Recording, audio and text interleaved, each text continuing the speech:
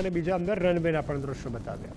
હવે આગળ વાત કરીએ. ભારતીય તટરક્ષક દળની ટીમ સતત બચાવ કામગીરીમાં સક્રિય. દમણ એર સ્ટેશન દ્વારા પૂરગ્રસ્ત વિસ્તારોમાં બચાવ અભિયાન, ખાસ કરી અને જે સિલવાસાના ખાનવેલામાં ફસાયેલા પરિવારોનું રેસ્ક્યુ કરવામાં આવ્યું છે. 5 સભ્યો ફસાયા હતા, જેઓનું રેસ્ક્યુ કરવામાં આવ્યું છે.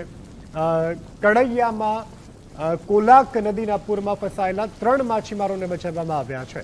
70 વર્ષથી વધુ વયના માછીમારોનું પણ સફળ રેસ્ક્યુ કરવામાં આવ્યું છે. દ્રશ્યોમાં જે રીતે જોઈ શકાય છે, ભારતીય તટરક્ષક દળની ટીમ દ્વારા આ કાર્યવાહી કરવામાં આવી છે. દમણ એર સ્ટેશન દ્વારા પૂરગ્રસ્ત વિસ્તારોમાં બચાવ અભિયાન કરવામાં આવ્યું છે.